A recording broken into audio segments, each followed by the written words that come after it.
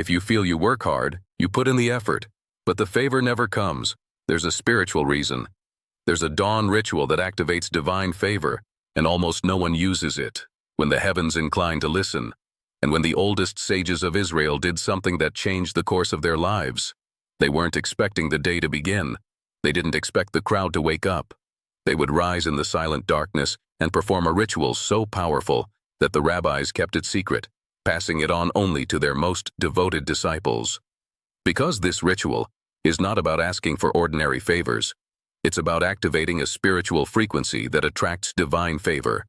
The kind of favor that opens doors that have been locked for years, that transforms enemies into allies, that makes influential people look at you for no apparent reason and say, "I trust this person." In Kabbalah, there is a concept called chesed shel emet, the goodness of truth. It is a favor that comes from above, not through earned merit, but through spiritual alignment. It is when the Eternal One decides to favor you, because you have become a suitable channel for His light. And the early morning hours are the most strategic time, because while the world sleeps, spiritual forces are in motion.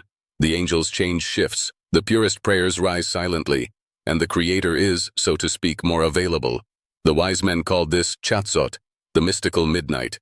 They say that at this moment, the King of the universe enters the secret garden of souls and searches for those who are awake, waiting for Him.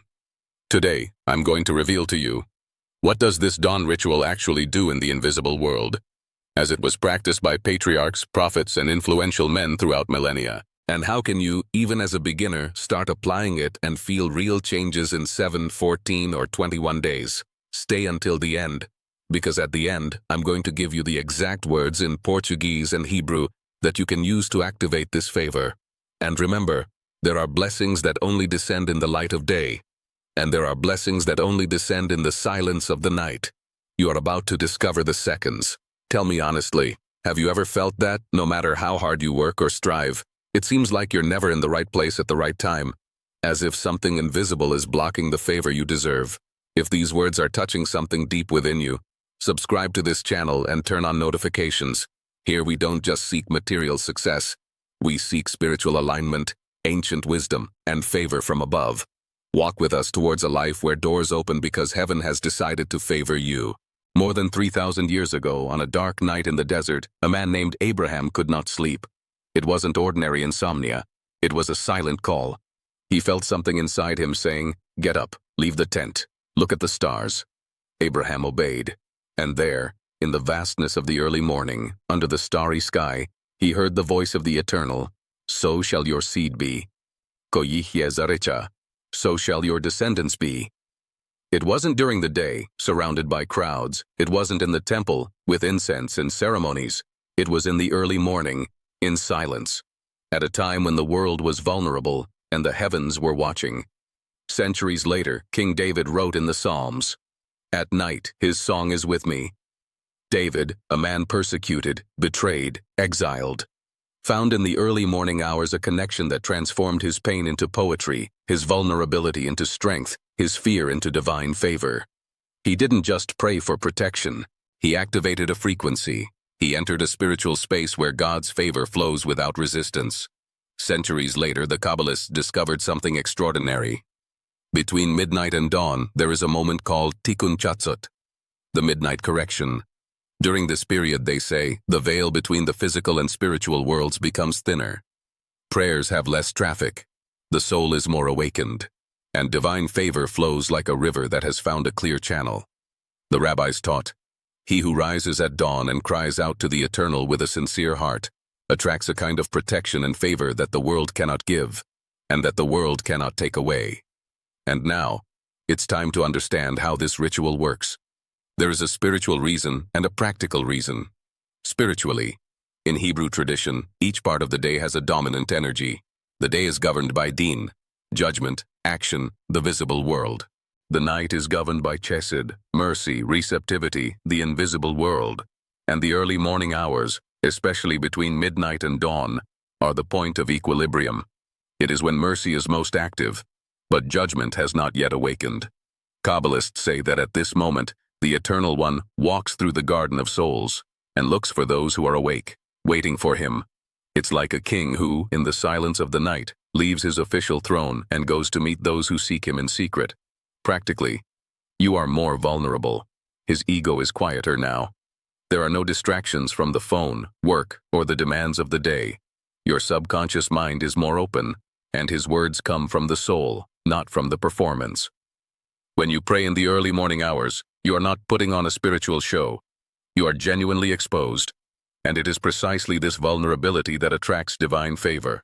The Torah says that Jacob wrestled with an angel during the night, and he only received the blessing when dawn was approaching, because it is in the struggle in the darkness that favor is forged.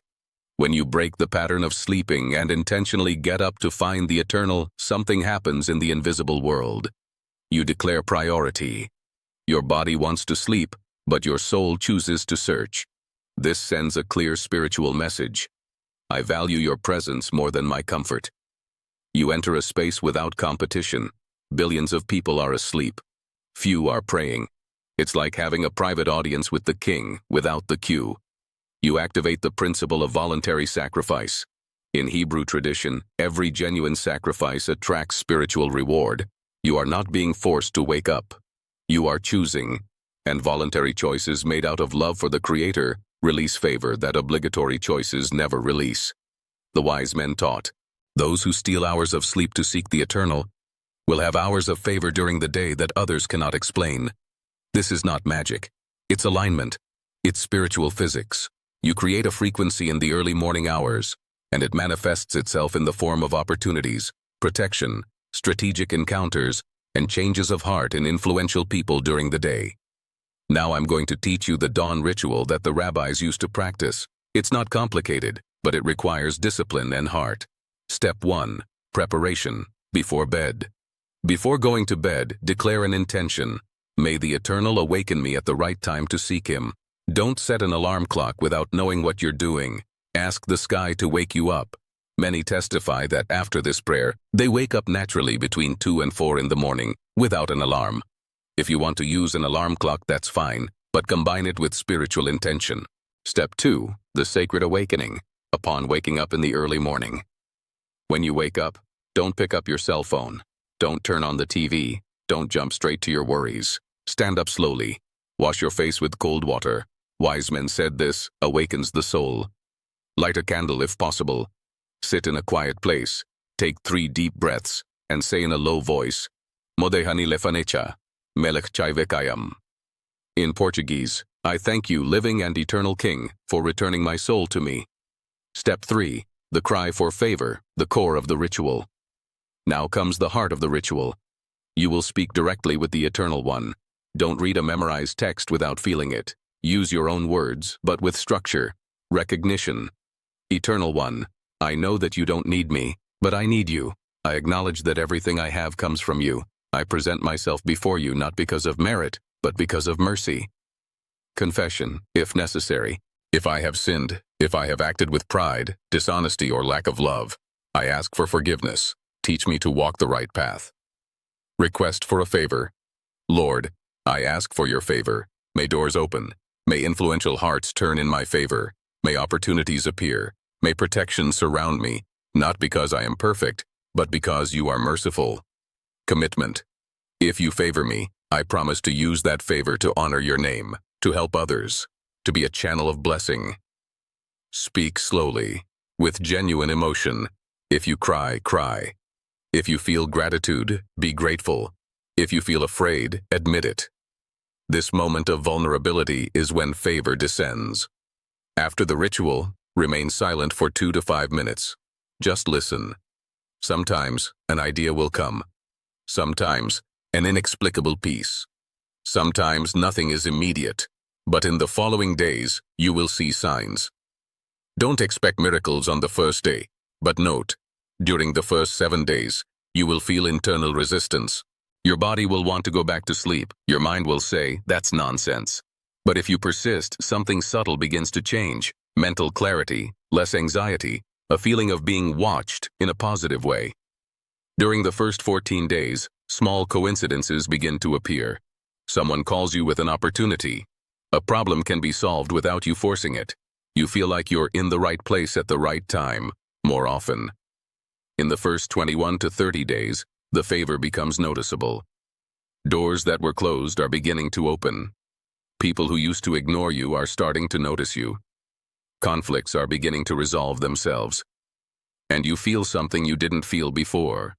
The sensation that you are being favored by a higher power. This is not self-help, it's spiritual alignment. The patriarchs, Abraham, Isaac, Jacob, were not perfect, but they had something in common, a connection with the eternal that attracted inexplicable favor. Abraham was favored by kings. Isaac prospered in a land of famine.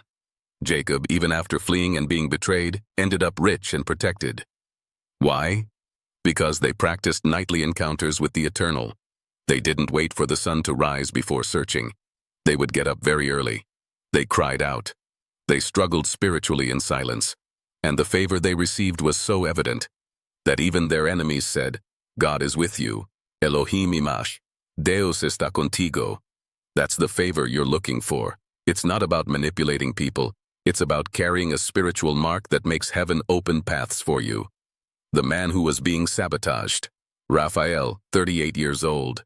IT professional. Competent. Hardworking. Honest. But strangely, every time a promotion was approaching, something went wrong. A colleague was getting the credit. His boss forgot about him.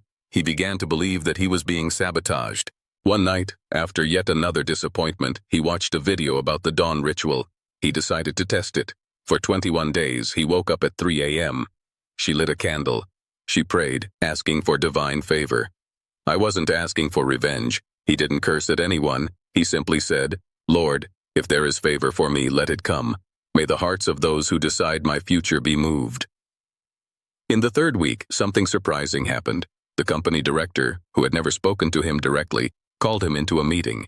He said, I don't know why, but I feel you should lead the new project. Raphael hadn't asked. I hadn't lobbied. I had only prayed in the early morning, and favor came down from above. Today, he leads a team. He receives the recognition that was previously denied to him, and he continues to wake up in the middle of the night. Not because he needs to, but because he has learned that there, in the silence, he touches something that the corporate world cannot explain. The woman who needed a financial miracle. Camila, 45 years old, mother of 3 children, divorced, in debt, without hope. She had a deadline, 30 days to pay a debt that, if not settled, would result in legal action. She had nowhere to get the money from. A friend who knew about his situation spoke about the early morning ritual. Camila, desperate, decided to do it. She would wake up at 2:30 a.m. She was crying. I was asking for a favor. He said, Lord, I don't know how, but I trust that you can move mountains, send favor, open doors. She did this for 12 days. On the 13th day, she received an unexpected call. A distant aunt, whom she hadn't seen in years, said, I dreamt about you. I felt I should help you. How much do you need? Camila could hardly believe it. He explained the situation. The aunt transferred the exact amount. He asked for nothing in return. I simply said, I felt I had to do it. Camila paid off the debt, and weeping with gratitude, she understood. Divine favor does not need to make logical sense. He appears when you call upon him at the right time, with a sincere heart. She continues the ritual of the early morning, not out of obligation, but out of recognition. The teenager who changed his family's destiny. A 16-year-old boy named David. His family was in deep crisis. His father had been unemployed for months. His mother was ill. Bills were overdue, and there was an atmosphere of despair at home. David, even at a young age, had heard about the dawn ritual. He decided to do something radical. He would wake up at 4 a.m. before going to school. I used to sit in the backyard under the stars. And he prayed, God of Abraham, I am young. I don't have much to offer, but I ask for favor upon my father. May he find work. May my mother have health. May my home have peace. He did this for 28 days. In the 4th week, the father received a call from a company where he had applied months earlier. They said the chosen candidate dropped out, and they wanted to give him the opportunity. The father got the job. The mother gradually improved. The atmosphere in the house has changed. When David told his parents what he was doing, his father cried. He said, Son, you have brought favor to this house, not by your strength, but by your heart. Today, that family teaches other families. When the darkness seems absolute, get up in the early morning. God's favor is closer than you think. What if I can't wake up in the middle of the night? Start slowly. Don't try waking up at 3 a.m. on the first day if you're not used to it. Try at 5 a.m., then at 4 a.m. What matters is not the exact time, but the intention to seek the eternal when the world is quiet. And if you really want to, pray before you go to sleep. Lord, wake me up at the right time. Many testify that after this sincere prayer, they wake up naturally. What if I don't feel anything during the ritual? Divine favor is not always felt as an immediate emotion. Sometimes it's silent. You may not feel chills, you may not cry, you may not have visions. But in the following days, observe the facts. Doors opening, conflicts being resolved, people changing their attitude towards you. The favor works in the invisible realm before it manifests in the visible. Keep going, even if you don't feel it. Faith doesn't depend on feelings. What if I've prayed many times and never received an answer? Perhaps you were praying during spiritual peak hours when millions are also praying, or perhaps you were asking for things that weren't aligned with your purpose. The ritual at dawn is different. It's you, vulnerable and alone, at the moment when the sky is most attentive. And remember, sometimes God doesn't answer because the answer isn't right yet. But when you persevere through the night, you demonstrate seriousness. And the favor comes at the right time, not in your time, but in divine time. Now, the deepest secret. The Kabbalists taught something that few people know. There is a difference between asking for a favor and activating a favor. Asking is like knocking on a door and waiting for it to be opened. Activating it is like using the right key. The key is called kavanah, aligned intention. Here's the level 2 upgrade. When you wake up in the middle of the night and perform the ritual, don't just speak words. Visualize. Close your eyes and visualize what it would be like to have divine favor active in your life. You walk into a room and people respect you for no reason. You speaking and being listened to attentively. Doors opening easily, without you having to force them. Influential people protecting you, recommending you, favoring you. This visualization, combined with prayer in the early morning, creates an energetic signature in the spiritual world. It's as if you were saying to the universe, I'm already receiving it, I already see myself benefiting. Now, let's make it public. The wise called this prayer with images of the soul. It's not an act, it's not an empty law of attraction, it is active faith. Do this during the dawn ritual, and you will see, the favor not only comes, it adheres to you. Now I challenge you. For 30 consecutive days, you will practice the dawn ritual. Days 1 to 7. Establish the habit. Wake up between 3 a.m. and 5 a.m. Choose a fixed time. Wash your face, light a candle, sit in silence. Pray for 5 to 10 minutes asking for divine favor. Use your own words, but with structure. Acknowledgement, confession, request, commitment. Days 8 to 14. Add visualization. Continue the ritual, but now add 2 minutes of mental visualization. Imagine yourself being favored, doors opening, people respecting you. Days 15 to 21. Add gratitude in advance. At the end of each prayer say, Thank you, Eternal One, for the favor that is already on its way. I receive it. Amen. Days 22 to 30. Observe and record. Write down small signs of kindness every day. A conversation that flowed better, an unexpected opportunity, a problem that solved itself, a person who has changed their attitude towards you. At the end of the 30 days, reread your notes. You'll be amazed at how many coincidences occurred. And when you're finished, don't stop. Because the dawn ritual is not a trick. It's a lifestyle. It's a key that, once used, opens doors forever. Now, receive this blessing, not just with your ears, but with your awakened soul. May the Eternal One, who never sleeps and never rests, look upon you at this very moment, and recognize the hunger of your soul for true favor. May he see not only what you say, but what you are willing to do, to rise in the early morning, break free from comfort, and seek his face in the silence. I bless your sleep. May it be restorative, but not imprisoning.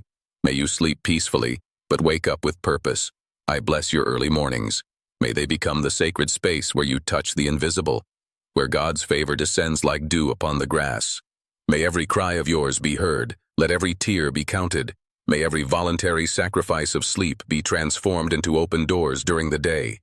I bless your day. May you walk with an invisible mark of favor. May influential people look at you and feel, this person is different, God is with them. May opportunities arise without you forcing them. May conflicts be resolved without you fighting. May protection surround you without you asking for it. I bless your home. May the ritual of dawn not be just yours, but become an inheritance for your children. May they see in you someone who seeks God before seeking the world. And may this brand multiply from generation to generation. May divine favor not be fleeting. Let it become permanent. May He accompany you into every room you enter, every conversation you have, and every decision you make.